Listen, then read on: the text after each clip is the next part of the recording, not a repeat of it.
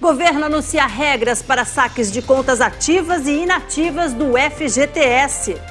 Procuradora-Geral da República, Raquel Dodge, recorre da decisão de Dias Toffoli sobre COAF. Para o Ministério Público Federal, hackers que invadiram o celular do ministro Sérgio Moro aproveitaram uma falha das operadoras de telefonia. Ex-ministro e ex-senador Edson Lobão vira réu na Operação Lava Jato por corrupção passiva e lavagem de dinheiro. Boris Johnson se torna oficialmente o novo primeiro-ministro britânico. 60 orelhas gigantes invadem as ruas de São Paulo. É a Ir Parade 2019. Exposição com obras de Tarsila do Amaral bate recorde de público em São Paulo. Agora, no Jornal das 22.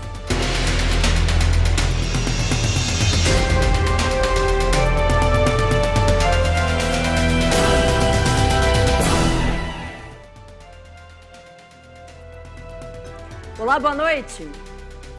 O governo federal anunciou hoje que os saques anuais de contas ativas e inativas do FGTS e do PIS/PASEP vão ser liberados a partir de setembro. O anúncio ainda nem era oficial, mas nas ruas todo mundo já sabia o que fazer com o dinheirinho extra do saque do FGTS.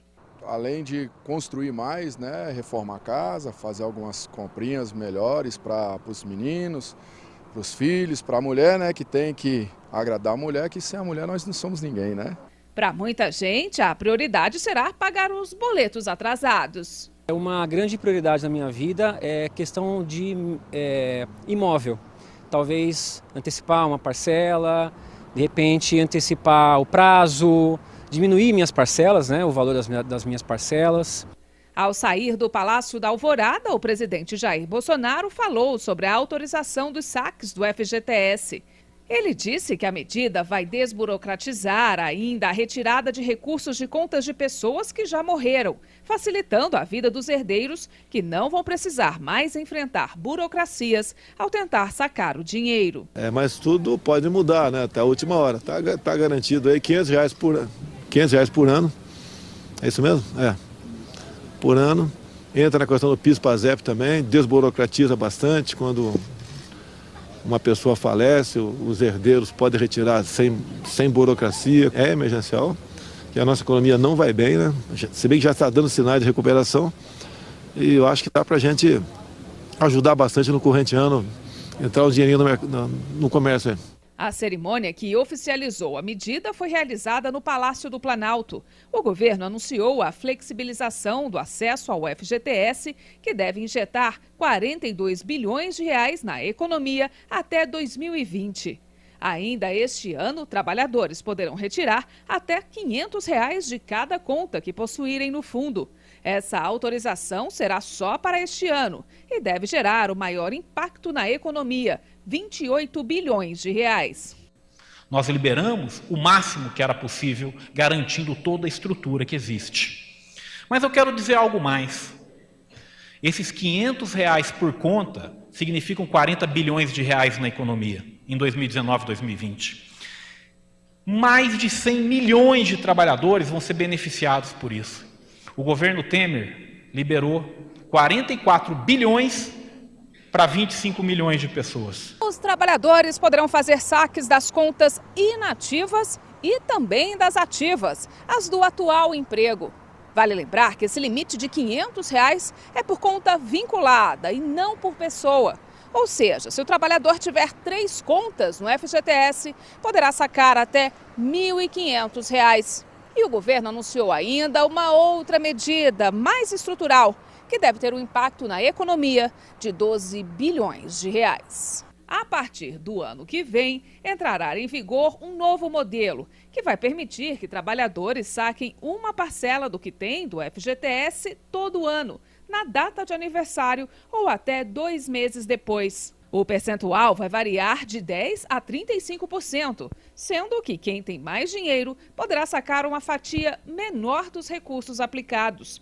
Mas fica o alerta: quem escolher essa modalidade abre mão da possibilidade de sacar todo o dinheiro depositado no fundo quando for demitido sem justa causa. O trabalhador poderá voltar ao sistema ainda, mas apenas depois de 25 meses. Isso que nós estamos fazendo é para sempre. É um salário extra para o resto da vida. Se você estiver empregado, trabalhando, menos rotatividade, maior produtividade, você vai sacar sempre esse salário. Então, é muito diferente. E foi o que foi dito aqui, da renda permanente. Não é um teco do voo da galinha. É um aumento de renda permanente, se você ficar empregado. Lutar para fazer bem seu trabalho e continuar empregado. Você vai receber um salário extra todo ano. O governo confirmou que a multa de 40% sobre o saldo continuará a ser paga em qualquer situação. O FGTS é depositado todo mês pelo patrão. O dinheiro é uma espécie de poupança para o trabalhador. Ele pode ser sacado quando a pessoa se aposenta, compra um imóvel, é demitido sem justa causa ou em caso de doenças graves. Os saques do FGTS serão liberados a partir de setembro.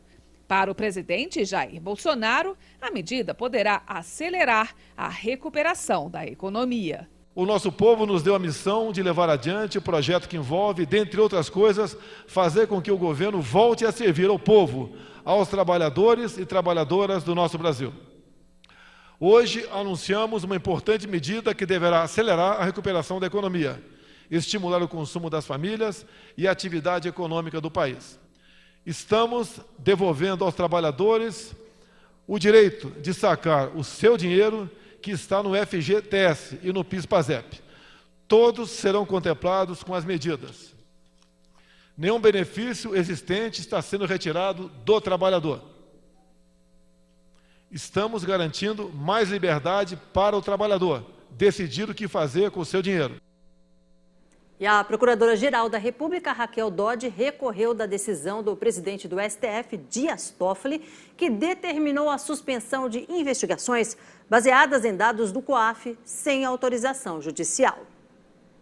A chefe do Ministério Público pede esclarecimentos sobre o alcance da decisão do presidente do Supremo Tribunal Federal, Dias Toffoli. Raquel Dodge argumenta que um juiz não pode ir além do que é solicitado pelas partes. Na semana passada, Dias Toffoli determinou que todas as investigações baseadas em dados fiscais, encaminhados pelo Conselho de Controle de Atividades Financeiras e pela Receita Federal, sem autorização da Justiça, deveriam ser suspensas. Essas apurações só devem ser retomadas depois de o STF analisar se esse tipo de compartilhamento de dados está de acordo com a Constituição.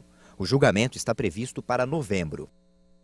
A Polícia Federal apresentou em Brasília os resultados da investigação que levou à prisão de 4 suspeitos de invadir os celulares do ministro da Justiça, Sérgio Moro, e de outras autoridades. 4 pessoas foram detidas por suposta participação no escândalo. As prisões foram autorizadas pelo juiz Valisney de Oliveira, de Brasília. Para o magistrado, há fortes indícios de que os suspeitos formaram uma organização criminosa para violar o sigilo de autoridades. A PF fez busca em diversos endereços e apreendeu R$100 mil em espécie na casa de um dos presos. Além disso, os investigadores também identificaram movimentações suspeitas nas contas de 2 dos 4 detidos. As transações somam mais de R$600 mil entre os meses de março e junho. Em um dos endereços ocupado por alvos da investigação foi localizado dinheiro em espécie. E aqui vale um comentário. Como já estávamos observando preliminarmente na investigação, o perfil dessas pessoas é relacionado a estelionato bancário eletrônico. Eles estão em vários graus de envolvimento, mas estão de alguma forma ou outra vinculados a fraudes bancárias eletrônicas praticadas mediante internet banking, mediante engenharia social por contato com possíveis vítimas e fraudes em cartões de crédito e débito. A gente sabia que tipo de equipamento estava sendo usado, que tipo de sistema operacional estava sendo usado. Inclusive, um dos equipamentos era um celular exatamente da marca e modelo que foi identificado na posse dos indivíduos. Inclusive com aplicativos compatíveis com a suspeita de atuação da quadrilha. Até 1.000 pessoas podem ter sido vítimas do grupo, entre elas os ministros Sérgio Moro, Paulo Guedes e membros do Poder Judiciário. Nós estamos estimando, não estimando, mas já no isolamento desse quantitativo, aproximadamente 1.000 números telefônicos diferentes foram alvos deste mesmo modus operandi por essa quadrilha. Então há a possibilidade, a gente não tem ainda uma identificação, começamos ainda a fazer isso, há a possibilidade de realmente um número muito grande de possíveis vítimas desse mesmo tipo de ataque que está sendo investigado agora. Inclusive um fato que gerou até uma certa curiosidade e, claro, demanda ainda de confirmação por meio de exame pericial, a gente tem que verificar se isso é realmente ou não real a conexão, mas ontem pela manhã foi amplamente divulgado que o ministro Paulo Guedes havia sido hackeado. E no momento da desapreensão, no celular do indivíduo estava uma conta no aplicativo de mensagens vinculada com o nome do Paulo Guedes. A gente tem que confirmar isso ainda de forma pericial, mas é um forte indicativo de que a conta seja realmente a do ministro. O ministro da Justiça, chefe da Polícia Federal e uma das vítimas dos hackers, falou sobre o caso nas redes sociais. Sérgio Moro parabenizou a PF, Ministério Público Federal e Justiça Federal. Ele também destacou que os suspeitos são pessoas com antecedentes criminais, envolvidas em várias espécies de crimes. E menciona indiretamente as publicações do site Intercept, ao dizer que os presos são a fonte de confiança daqueles que divulgaram as supostas mensagens obtidas por crime. Moro ainda disse que o juiz Valisney de Oliveira mencionou 5.616 ligações dos hackers, mas que ele recebeu apenas 3. Uma indicação de que muitas pessoas podem ter sido grampeadas. O ex-ministro e ex-senador Edson Lobão, o filho e a nora dele, viraram réus na Operação Lava Jato por corrupção passiva e lavagem de dinheiro. O esquema investigado pelo Ministério Público envolve o contrato de construção da usina Belo Monte. Edson Lobão foi ministro de Minas e Energia nos governos Lula e Dilma. De acordo com o MPF, foram feitos pagamentos ilícitos entre 2011 e 2014 de R$ 2.800.000. A propina seria para o ex-ministro e para o filho dele e teria sido repassada pelo setor de operações estruturadas da Odebrecht. Nas planilhas da empreiteira, Lobão era identificado como esquálido. Segundo a denúncia, o dinheiro foi entregue em um escritório de advocacia mantido pela nora de Edson Lobão com a família do político. 3 ex-executivos da Odebrecht também viraram réus por corrupção ativa e lavagem de dinheiro. A investigação estava no Supremo, mas foi enviada para a primeira instância porque Lobão perdeu o foro privilegiado. Em nota, a defesa do ex-ministro argumenta que a denúncia se baseia unicamente nas palavras de delatores. A Petrobras privatizou a BR Distribuidora por 8,5 bilhões de reais. A venda de parte da subsidiária foi concluída nesta terça-feira. Com isso, a participação da Petrobras na empresa foi reduzida de 71% para 41%. Ou seja, a BR passou a ter mais capital privado do que estatal. A ação foi possível porque o Supremo Tribunal Federal permitiu em junho a privatização de subsidiárias estatais sem a necessidade de aprovação do Congresso. A BR é hoje a maior empresa de distribuição de combustíveis do país. Com uma rede de 7.700 postos de gasolina, a subsidiária está presente em todos os estados do Brasil e tem quase 30% de participação no mercado nacional. A venda da empresa faz parte do plano de desinvestimentos da Petrobras. Além das subsidiárias, a estatal planeja vender 8 das 18 refinarias. No início do mês, o presidente da Petrobras, Roberto Castelo Branco, indicou também a intenção da companhia de se desfazer da participação na petroquímica Braskem. Ele considera o investimento sem sentido para a empresa pública. O plano de desinvestimento da Petrobras começou no ano passado, mas só foi colocado em prática no governo Bolsonaro. Boris Johnson se tornou oficialmente o novo primeiro-ministro britânico. Ele prometeu concluir o Brexit, custe o que custar. Um grupo de ambientalistas formou uma corrente humana para dificultar a chegada de Boris Johnson ao Palácio de Buckingham. Mas os manifestantes foram retirados do caminho pelas forças de segurança e Johnson foi recebido pela Rainha Elizabeth II. Diante de Downing Street, ele prometeu concretizar a saída do Reino Unido da União Europeia. Nós vamos cumprir as repetidas promessas do parlamento para o povo e sair do bloco no dia 31 de outubro. Johnson é o 14º primeiro-ministro britânico a servir sob o comando da Rainha Elizabeth. Ele assume formalmente suas funções depois que Theresa May apresentou sua renúncia. No último discurso como primeira-ministra, May parabenizou o sucessor. I'm about to go to Buckingham Palace. Desejo a ele e ao governo que vai liderar muito sucesso nos próximos meses e anos. Suas conquistas serão de todo o país e espero que sejam muitas. Theresa May tentou 3 vezes conseguir aprovar o acordo do Brexit no parlamento. Ela renunciou quando viu que a 4ª tentativa de convencer os legisladores seria inútil. Durante a campanha, Boris Johnson destacou a intenção de renegociar o acordo de retirada do Reino Unido da União Europeia, o que o bloco rejeita. Ele também cogita concretizar o divórcio sem um pacto, o que pode afetar a economia britânica. E a Theresa May, que é a antecessora de Boris, passou por uma sabatina onde defendeu a maneira como liderou as negociações do Brexit. Antes de deixar oficialmente o cargo, a premier em final de mandato passou por uma rodada final de perguntas no parlamento. Tenho o prazer de entregar ao novo líder do Partido Conservador e primeiro-ministro, com quem trabalhei quando ele estava no meu gabinete,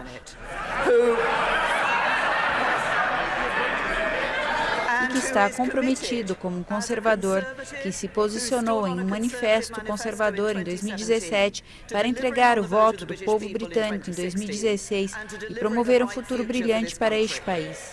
Theresa May defendeu a maneira como liderou as negociações do Brexit antes de seguir para o Palácio de Buckingham, local da renúncia oficial diante da Rainha Elizabeth II.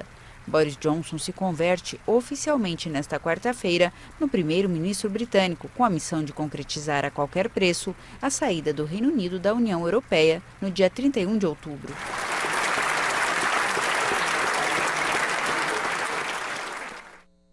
Os Estados Unidos já têm um novo secretário de Defesa. O Senado dos Estados Unidos confirmou nesta terça-feira Mark Esper como secretário de Defesa. O cargo era ocupado de forma interina depois da demissão de Jim Mattis em função de atritos com o presidente Donald Trump sobre a política para o Afeganistão e Oriente Médio. Esper atuava desde 2017 como secretário do Exército e foi elogiado pelo presidente. Não há ninguém mais qualificado para liderar o Departamento de Defesa do que Mark Esper, um graduado na Academia Militar de West Point, grande estudante e serviu no Exército por 21 anos, incluindo na Guerra do Golfo. A confirmação de Esper acontece em um momento em que os Estados Unidos têm crescentes tensões com o Irã e envolvimento em 2 guerras, na Síria e no Afeganistão. Ele é muito próximo do secretário de Estado Mike Pompeo, com quem estudou na prestigiada Academia Militar West Point.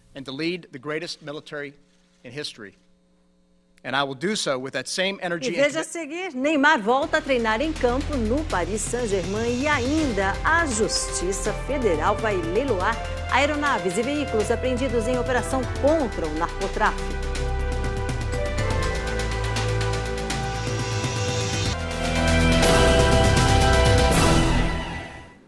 A Justiça do Mato Grosso do Sul vai leiloar 3 aeronaves e 9 veículos avaliados em mais de R$1 milhão.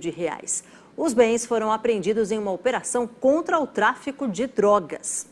Entre os bens que vão a leilão estão 5 caminhões com valores entre 30 e 90 mil.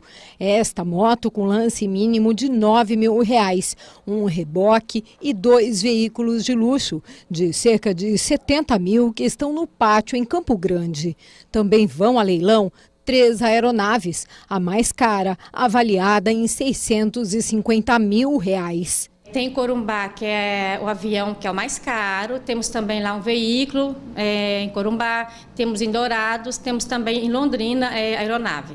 Após 2 anos, este é o primeiro leilão da 3ª Vara Federal Criminal de Campo Grande. Os bens distribuídos em 12 lotes foram apreendidos durante a Operação All-In, deflagrada em março de 2017, em Mato Grosso do Sul e em outros 5 estados contra o narcotráfico. A operação expediu 18 ordens de prisão e 25 mandados de busca e apreensão. Imóveis e veículos foram bloqueados, juntos com valores em 68 contas bancárias. 800 quilos de cocaína foram apreendidos. O esquema era usar laranjas para registrar bens. Durante a operação em 2017, o piloto Gerson Palermo, acusado de liderar a facção criminosa, foi preso com a esposa aqui na capital. Os bens apreendidos, que vão a leilão, devem ser pagos à vista. É vender parcelado, então vai ter que pagar todos à vista. Vai para a conta judicial, fica lá à disposição do juízo e aí futuramente vai para a União esse dinheiro. Interessados em participar do leilão podem analisar os bens pessoalmente ou pela internet. Pessoa física, pessoa jurídica também pode estar participando. 50% economiza, com certeza. Os lances virtuais já estão abertos. O leilão está marcado para o dia 5 de agosto em Campo Grande. Pode ir até o Parque dos Poderes, vai ser às 9 horas o início. E para quem é da internet já vão estar cadastrados, aí só concorrer com o presencial. Estudos já provaram que nós, mulheres, somos mais prudentes na hora de dirigir. Existem outras pesquisas ainda que dizem que nós também somos melhores no volante. Será mesmo? A nossa equipe foi conhecer a história de 3 mulheres. E olha, você vai se surpreender. Ana Paula, Andréia e Kelly. 3 histórias, mas algo em comum. Elas são motoristas. Desempenham uma função que ainda hoje é bem masculina.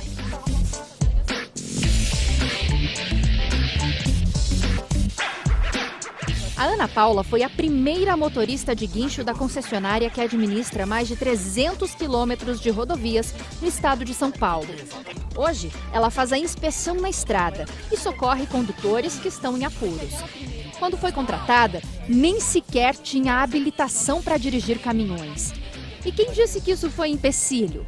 Ela se preparou e foi promovida. Foi uma coisa assim meio que paixão à primeira vista. Ver o atendimento ao usuário na rodovia, o apoio que se prestava. E através do meu esforço e do reconhecimento da empresa, de todo o apoio da empresa, também fui a primeira inspetora de tráfego, uma função tipicamente masculina, né? Até então só realmente homens que faziam essa função. E aí agora eu também sou uma guardiã da rodovia e zelo pelo nosso patrimônio, pelo bem-estar do usuário, enfim, tudo que a gente pode estar apoiando aí a gente faz. Para assumir a função não foi fácil, foram inúmeros testes, mas a Ana Paula provou que era capaz. Trouxemos ela para fazer o teste, né? Aí falei pro nosso técnico, né? Falei, olha, vamos mudar um pouquinho essa baliza aí, para ver se a menina está realmente bem de baliza. Né? Coloca ela um pouquinho esconsa, para dificultar um pouco a entrada do caminhão. Ah, ela colocou o caminhão lá dentro de primeira, né? Falei, puxa vida, né? Eu tenho que trazer ela para o tráfego. Não vai ter escapatória. Não vou ter escapatória. Aí começamos o treinamento com ela. E a Ana Paula não está sozinha aqui não. No total, 6 mulheres fazem parte da equipe. A gente vai conhecer agora o trabalho da Andréia. Ela é guincheira.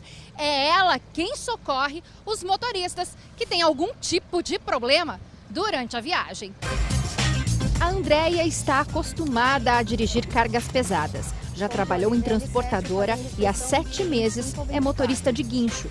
Quando algum veículo sofre pane na rodovia, é ela quem faz o trabalho de remoção. E detalhe, sozinha. E ela não deixa a desejar. Desempenha a função com maestria, para homem nenhum botar defeito. E olha que tem muito marmanjo que não sabe sequer trocar um pneu. Eu acho que nós mulheres temos um carisma a mais, sabe conversar melhor, sabe acalmar o usuário, o cuidado é maior. A responsabilidade eu acho que é maior, porque nós mulheres temos a responsabilidade de não poder errar. E tem mais história. A Kelly tem 52 anos, já é avó e sempre foi apaixonada pela profissão.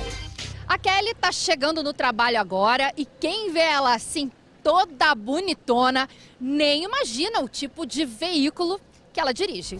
Pronto, ela já está uniformizada. E aqui nessa empresa, de 386 motoristas, ela é a única mulher.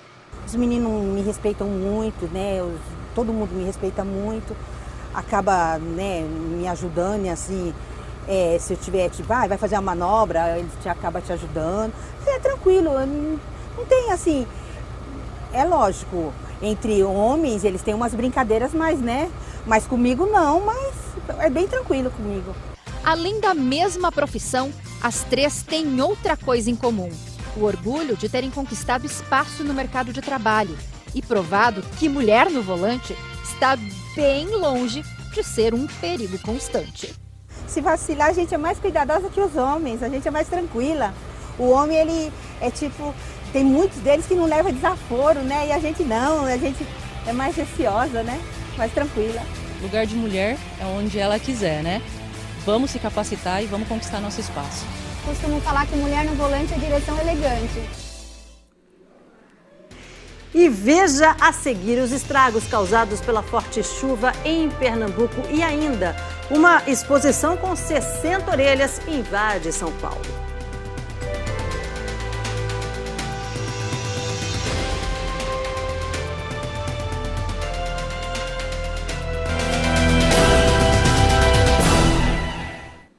Em Pernambuco, pelo menos 11 pessoas morreram, segundo o Corpo de Bombeiros, por causa da forte chuva que atinge todo o estado. Na região metropolitana do Recife, houve deslizamento de terra em cidades como Jaboatão dos Guararapes. Algumas famílias precisaram deixar as casas. O transporte urbano ficou prejudicado em alguns municípios, como em Paulista, que teve as operações do terminal Pelope da Silveira afetadas. Em Olinda, a água cobriu parte dos veículos que estavam nas ruas. No Recife, a Defesa Civil do município informou que o acumulado de chuvas de mais de 241 milímetros nos últimos 5 dias equivale a 20 dias da média histórica para o período. Moradores registraram neste vídeo um grupo de porcos sendo levados pela correnteza. Em um outro ponto, um grupo de pessoas capturaram um jacaré. Segundo o Corpo de Bombeiros, o animal apareceu no bairro trazido pela enchente. Na capital, a prefeitura contabilizou 56 famílias desalojadas, com 224 pessoas fora de casa. Nenhuma foi para abrigos. Em Olinda, foram contabilizadas 110 pessoas. Em Igaraçu, 140 pessoas foram desalojadas e levadas para uma escola da rede pública. De acordo com a Agência Pernambucana de Águas e Clima, as chuvas no Grande Recife e Zona da Mata devem diminuir de intensidade, mas persistem durante todo o dia. Em algumas cidades, as pessoas aproveitaram os alagamentos para brincar de surfar. Os expedientes administrativos e judicial do Tribunal de Justiça de Pernambuco, no Grande Recife, foram suspensos nesta quarta-feira. Em Paulista, as unidades de saúde da rede municipal funcionaram com a equipe reduzida. Algumas delas chegaram a suspender o atendimento ao público. E 60 orelhas gigantes estão distribuídas pelas ruas de São Paulo. Elas fazem parte da exposição Ear Parade. O objetivo é conscientizar a população sobre a saúde auditiva. É cada vez mais comum nas grandes cidades ver pessoas andando nas ruas com fones de ouvido. Na hora de trabalhar ou estudar, têm sido eles os companheiros de jornada. Eu não consigo sair de casa sem fone de ouvido, na verdade. Eu não consigo sair de casa sem fone de ouvido. Companheiro, para ouvir uma música, se distrair no ônibus, quando não tem companhia, é muito bom. O tempo passa muito mais rápido. E quanto mais alto estiver o som da música, melhor. Eu tenho ciência que eu ouvindo hoje um volume muito alto, daqui a alguns anos o meu ouvido pode ser danificado. Eu tenho muita consciência, mas eu vou fazer o quê? Eu não consigo. Mas apesar de ser prazeroso, ficar ouvindo música alta tantas horas no fone de ouvido não é saudável. O aparelho fica muito próximo do conduto auditivo e pode causar um dano permanente na audição. A Organização Mundial da Saúde estima que 1 a cada 10 pessoas vai ter perda de audição até 2050 e tem o combate da doença como uma das prioridades da instituição no século XXI. A indicação é que, se caso a pessoa use o fone de ouvido, use conscientemente, quer dizer, por um tempo moderado, e o volume, de regra geral, de modo geral, é que não ultrapasse 60% da capacidade do fone. Mais do que isso, com certeza, ela está sobrecarregando a função e a capacidade do ouvido. Com o objetivo de fazer mais um alerta para o problema da perda auditiva, 60 orelhas gigantes foram espalhadas pela cidade de São Paulo. As esculturas pintadas por artistas plásticos são inspiradas no tema audição. A gente, como artista, pensa assim, qual é o sentido do som, né? E como é que a gente pode retratar isso. E claro que as esculturas, elas trazem para a gente essa percepção e mais para o público, né? Chamar a atenção para o público dessa causa, desse problema, né? É a primeira exposição de arte urbana no mundo a falar sobre saúde auditiva. Isso de estar na rua chama a atenção das pessoas? Ah, com certeza, né? Ainda mais uma escultura em formato de orelha, que é super inusitado, né? As pessoas estão indo caminho para o trabalho, se deparam com uma escultura desse tamanho, de 2,40 m. Então, isso já é um gatilho para as pessoas buscarem um pouco mais de informação e chegar na informação que a gente quer, né? Que é a prevenção da saúde auditiva. A exposição vai até o dia 22 de agosto. Depois, as orelhas vão ser leiloadas e parte do valor arrecadado será revertido para a doação de aparelhos auditivos e para pesquisas de célula-tronco.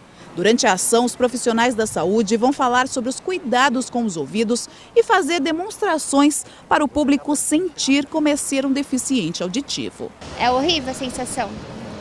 É muito ruim. Tem que cuidar. Ainda mais na nossa época, né? Nesse tempo que hoje as pessoas colocam fone no ouvido, não sabe a importância da audição que tem. E quem nunca teve a oportunidade de ouvir, é bem triste mesmo. As orelhas gigantes podem ser conferidas de perto em várias regiões de São Paulo. 13 delas ficam na Avenida Paulista. Eu, pelo menos, encantei pelo jazz e blues que está aqui, né? Então, imagine você não poder ouvir essa sonoridade, né? Essa perda de audição faz mal para o corpo e para a alma, né? Nesse sentido.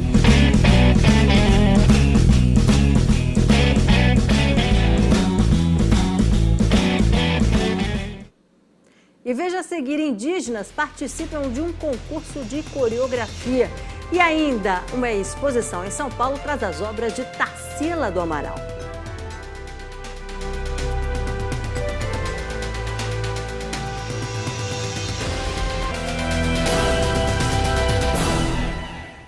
Na Europa, o calor deve atingir temperatura recorde nessa quinta-feira. A Europa vive a segunda onda de calor em menos de um mês, dessa vez excepcionalmente intensa, mas mais curta do que o evento de junho. As temperaturas devem atingir um ponto crítico na próxima quinta-feira. Na França, 80 distritos estavam sob alerta laranja nesta terça-feira, com termômetros beirando os 40 graus Celsius em várias cidades, o que pode agravar a seca enfrentada pelo setor agrícola. As agências meteorológicas também prevêem recordes de calor na Alemanha, Bélgica, Luxemburgo e Holanda. Autoridades britânicas emitiram uma série de recomendações para a população seguir durante as horas com temperaturas mais intensas. Em Portugal, os bombeiros anunciaram que o incêndio que destruiu milhares de hectares de florestas em 4 dias no centro do país estava sob controle. De acordo com cientistas, as ondas de calor vão ser cada vez mais frequentes e intensas devido às mudanças climáticas.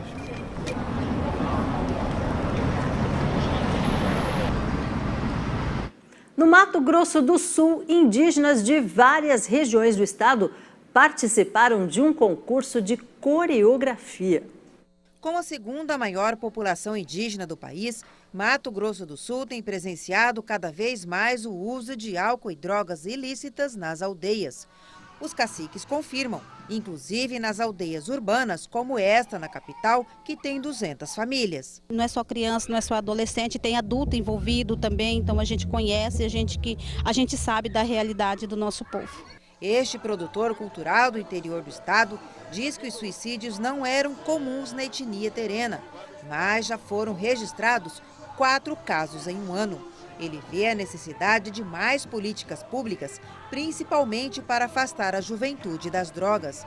Uma alternativa encontrada por ele foi inserir nas igrejas, dentro das aldeias, a dança, música e o teatro.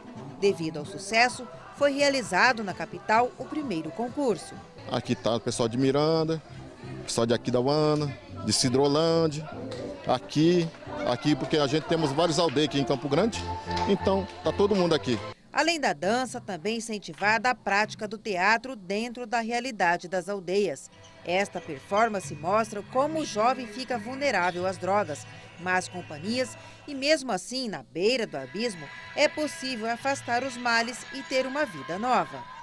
Através desse projeto, de evangelização, nós temos conseguido resgatar muitas vidas no Evangelho de Jesus. A Laiane é da aldeia urbana Água Bonita. Integrante de um grupo de dança, ela confirma a vulnerabilidade dos jovens e a necessidade de atividades para eles. Grupos aqui da aldeia, não bebem mais, não fumem. Aqui no bairro tem bastante grupo de coreografia. Enquanto as próprias comunidades vão tentando equilibrar os sentimentos com falta de terra, emprego, atenção à saúde, preservação da sua cultura, as lideranças apelam tanto ao poder público quanto às famílias por uma rede de proteção que muitas vezes não precisa de muito. Eu creio que um simples abraço, ele muda, ele mexe com a psicológica de qualquer um. Mesmo pessoa dependente ou não dependente, mas se você abraçar, vai sentir algo, né? Um abraço, um carinho de Deus, talvez pode ser um abraço de Deus. E em São Paulo, a exposição de Tarsila do Amaral bateu recorde de público. Milhares de pessoas foram até o MASP conferir as obras. Antes das portas do Museu de Arte de São Paulo se abrirem, a fila já era grande em um dos vãos livres mais famosos do país. Gente que chegou cedo e veio de longe para ver as obras de Tarsila do Amaral, como essa mãe junto com o filho, que eram os primeiros da fila. A ansiedade de quem saiu do Rio Grande do Sul era grande. Conhecer a obra de perto é uma oportunidade que é imperdível mesmo. Da primeira para a última da fila, a Maria Cristina nem se importava com o lugar dela. O desejo de ver a exposição era tão grande que ela estava tentando entrar há 2 dias. Então é uma questão de persistência, né? Ontem você teve, não conseguiu, mas hoje voltou, está aqui firme. Com certeza, a gente tem que valorizar a nossa cultura, né? Nosso trabalho nada mais representativo do que Tarsila do Amaral. A exposição Tarsila Popular justificou o nome e já é o maior público do museu nos últimos 20 anos. Na terça, quando a entrada foi gratuita, quase 9.000 visitantes passaram pelo museu. E como é preciso ter paciência, o Bruno levou um livro. Fico aqui esperando, a família já está chegando, o horário está reservado, então acho que vai dar para curtir a exposição. Já a Isabela trouxe as 2 filhas. Hoje a aula de artes foi em família e no museu. É um marco na história da arte nacional, a Tarsila do Amaral. Fez parte do modernismo brasileiro, é mulher como a gente, então acho que esse exemplo para as meninas será super importante. E você conhece a Tarsila? Sim. O que você está mais curiosa para ver lá dentro? O Abapuru. E quem teve paciência foi premiado. Nas salas do MASP foi possível apreciar um conjunto de 92 quadros de Tarsila do Amaral. Alguns fazem parte de acervos particulares e outros de museus internacionais. A exposição retrata as várias fases da carreira da artista, que teve o Brasil como uma de suas principais marcas. O que mais impressiona nas obras da Tarsila para você? Principalmente que ela retrata muito a história do Brasil, né? Ela retrata bastante o interior do Brasil, bastante a população, o povo brasileiro é muito retratado. Eu gosto muito dessas fases dela, que são fases extremamente nacionalistas, mas um nacionalismo que retrata o povo brasileiro. Essa exposição começou no mês de abril e de lá para cá mais de 350.000 pessoas passaram por aqui. A obra mais concorrida é essa aqui, o famoso quadro Abapuru. Nos últimos 10 anos é a primeira vez que ele sai da Argentina e vem para São Paulo. Por isso muita gente não perdeu a oportunidade de tirar uma foto ao lado dele. Essa professora levará a lembrança para o Rio Grande do Sul.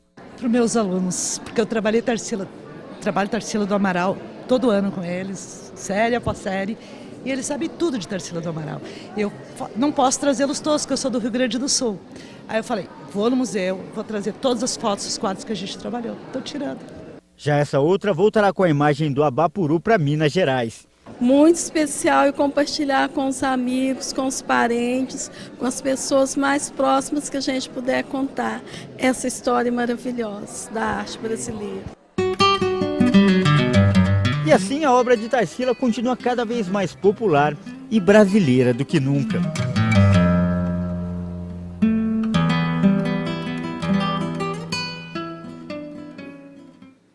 E o Jornal das 22 fica por aqui. Tenham todos uma ótima noite. A gente se vê amanhã. Tchau, tchau.